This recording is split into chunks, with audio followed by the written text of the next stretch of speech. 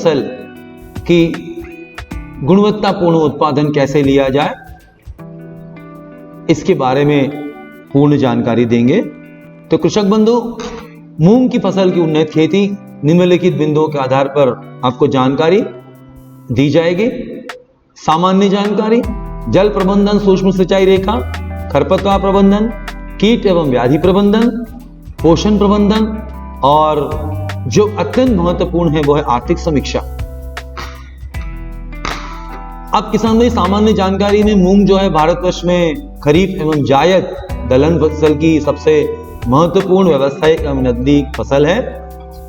मध्य प्रदेश में मूंग की खेती 4.5 लाख एकड़ में की जाती है और भारत में मूंग का जो औसतन उत्पादकता है वो 5 से 6 क्विंटल प्रति एकड़ है। उत्पादकता क्यों कम है, इसके बारे में हम हमारे अगले आने वाले अध्यायों में करेंगे।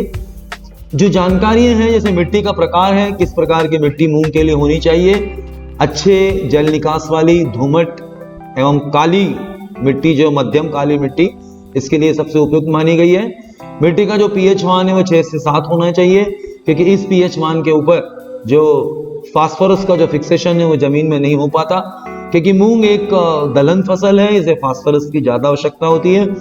इसकी जो उन्नत किस्में हैं, जो प्रजातियां हैं, वो है पीडीएम 139, टाइप 1, 2, 3, 4, मूंग बैसाखी 851, जी 65, कृष्णा 11, मूंग S-8 इत्यादि जो प्रजातियां हैं वो मूंग के लिए काफी उपयुक्त मानी गई हैं। इसकी जो फसल अवधि वो 3 माह है।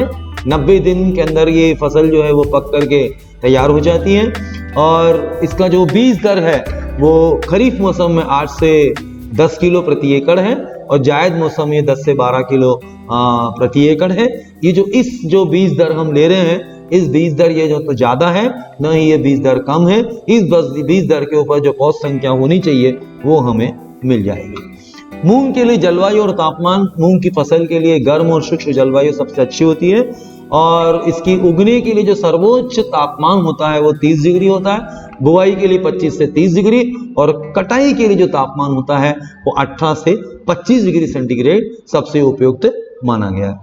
किसान भाई, अब बुआई का जो समय है वो हम अगर खरीफ मौसम में करेंगे तो जून से जुलाई, और जो जायद मतलब रबी फसल कटने के बाद जो फसल हम बोते हैं खरीफ के जो बीच में जो हमारा जो मौसम होता है उसको हम जायद बोलते हैं, वो फरवरी और मार्च, मतलब फरवरी से लेकर के मार्च तक हम इस फसल को की बुआई हम आसानी से और अच्छी तरीके से कर सकते हैं। किसान भाई, अब बात आती है कि मूंग फसल की जो पौधरोपण विधि है उसके लिए हम बुआई के समय जो है पंक्ति से पंक्ति की दूरी 30 सेंटीमीटर, पौधे से पौधे की दूरी 10 सेंटीमीटर, बुआई की जो गहराई है वो 2.5 सेंटीमीटर। किसान भाई, जो गहराई है वो ज्यादा नहीं होना चाहिए, अधिक गहराई में अगर हमने बीज बो दिया किसान भैया तो क्या होगा कि ये उगने में समस्या आएगी और जो इसकी जो अंकुरण क्षमता है वो 80% ना होकर के वो 40% रह जाएगी अगर हमने उसको ज्यादा गहराई से बो दिया। ड्रिपर से ड्रिपर, मतलब जो नली के अंदर जो ड्रिप की नलियां होती है उनके अंदर जो ड्रिपर होता है वो 25 से 30 सेंटीमीटर होती है। और ये तो हो गई आपकी टपक सिंचाई, जो बूंद बूंद सिंचाई, प्रति बूंद फसल भरपूर वाला जो हम लोग बताते हैं कि पानी की एक एक बूंद से हम फसल की भरपूर उत्पादन ले सकते हैं, वो है ड्रिप सिंचाई। और एक और सिंचाई होती है वो है छोटा फव्वारा सिंचाई, मिनी स्प्रिंकलर, जो कि 10 बाय 10 मीटर की दूरी में सबसे उपयुक्त माना जाता है। किसान भाई, अब फसल का उत्पादन कैसे बढ़ाया जाए? सबसे महत्वपूर्ण बात है कि हम मूंग की फसल का गुणवत्तापूर्ण उत्पादन कैसे लें। जब रबी की फसल की जब कटाई छटाई हो जाती है, उसकी गहाई हो जाती है, तो रबी की फसल को बिना जलाए, नरवाई जलाए हम जो है उसकी गहरी जुताई कर सकते हैं। गहरी जुताई के बाद जब हम उसकी अंतिम जुताई करते हैं उसके पहले हम उसका मिट्टी परीक्षण कराएं। मिट्टी परीक्षण के आधार पर हमको ये मालूम पड़ेगा कि उसमें कौन कौन से पोषक तत्व हैं, उसके बाद उसमें कार्बनिक और नाइट्रोजन का जो अनुपात है वो कितना है, और उसके अंदर जो nitrogen, phosphorus, potash, calcium, magnesium, sulphur, जस्ता, तांबा, लोहा, मैंगनीज कितना है। और उसको रोटावेटर करने के पहले, रोटावेटर बहुत जरूरी है किसान भाई, उसके करने के पहले पका हुआ जो गोबर का खाद है वो हम 10 टन प्रति एकड़ के मान से डालें, और जो 1 टन के गोबर के खाद का ढेर है उसमें हम 10 किलो ट्राइकोडर्मा, 5 किलो सूडोमोनास और 1 किलो हम माध्यम कल्चर डालें, जिससे कि वो जो पूरा गोबर का खाद है वो एक जैविक खाद के रूप में परिणित हो जाएगा। इसमें कोई अतिशयोक्ति नहीं है किसान भाई, कि जो गोबर का खाद है वो मिट्टी की संरचना को सुधारता है और अच्छी प्रजाति का जो है हमको चुनाव करना है। बीज का उपचार या टीका जो हम लगाते हैं वो जैविक या रासायनिक विधि से हमको करना है। बीज की बुआई जो है ऊंची उठी हुई क्यारी पद्धति से करें। अगर ऊंची उठी हुई क्यारी पद्धति से आप करेंगे तो निश्चित रूप से उसमें खरपतवार कम से कम उगेगी, पानी का जो व्यवस्थापन है वो अच्छा हो पाएगा, कीट एवं व्याधि का प्रकोप कम से कम होगा। पानी का प्रबंधन टपक या मिनी सिंचाई से करें। टपक या मिनी सिंचाई से पानी हमको नियमित रूप से देना है। जल विलेय खाद का नियमित उपयोग फसल की अवस्था के अनुसार टपक या फव्वारा सिंचाई से करना है। जैविक खाद, जैविक कीटनाशकों का 75% फसल पर उपयोग करें। समन्वित कीट एवं व्याधि प्रबंधन करें और फसल को आर्थिक नुकसान क्षमता से ऊपर रखें, मतलब लागत कम एवं मुनाफा ज्यादा। मूंग की फसल में ड्रिप और फव्वारा सिंचाई से पानी नियमित रूप से किसान को देना है। अब किसान भाई, मूंग की जब हमारी शुरुआत की अवस्था होती है उस समय उसको 1 लीटर 30 मिलीमीटर पानी से लेकर के दाना भरने तक 5 लीटर 20 मिलीमीटर पानी हमको देना है। अगर हम परंपरागत पद्धति से अगर पानी देते हैं तो उस समय जो पानी है वो इससे 60% ज्यादा पानी हमको देना पड़ेगा। फव्वारा सिंचाई से हमको पानी रोज देना है, प्रतिदिन देना है। फव्वारा से पानी पत्ती से जाता है और ड्रिप सिंचाई से किसान भाई पानी जड़ से दिया जाता है। अब उन्नत सिंचाई तकनीक और परंपरागत सिंचाई जो है उनमें क्या फर्क है? हमारे पास पानी कम हो या ज्यादा हो, दोनों ही परिस्थिति में हमको सिंचाई की पद्धति को अपनाना है, जिससे कि पानी की बचत हो सके, खेत में समान रूप से सिंचाई हो सके, ऊर्जा की बचत हो सके, खरपतवार और रोगों की कमी हो सके। यदि जितनी कम नमी होगी उतना ही खरपतवार कम उगेगी, बेहतर गुणवत्ता और उपज मिले और हमारी श्रम और लागत कम से कम हो। किसान भाई, खरपतवार प्रबंधन हमें पारंपरिक विधि से करना है, यांत्रिक विधि से करना है और रासायनिक विधि से करना है। रासायनिक विधि में ध्यान रहे कि वही खरपतवार नाशक हम डालें जो कि फसल को कोई नुकसान ना पहुंचाए, उसकी वृद्धि पर पूरा असर न डाले।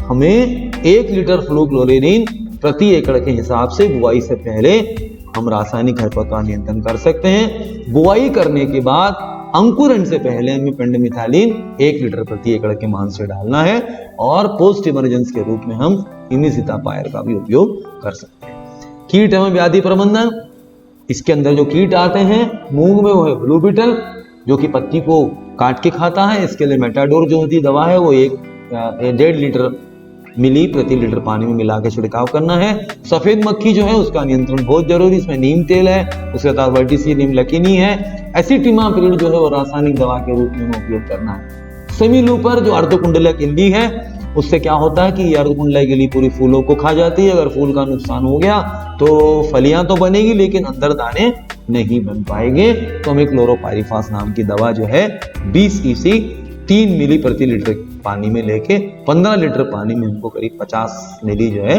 क्लोरोपाइरिफास का छिड़काव करना है। किसान भाई, जो पॉड बोरर मतलब फल छेदक जो होता है इल्ली होती है, उसके लिए हम एमामेक्टिन बेंजोएट का छिड़काव जो है एक टंकी के अंदर 15 लीटर पानी में 8 ग्राम डालना है और 1 लीटर पानी में जो मैंने मात्रा दी है वो 0.53 ग्राम।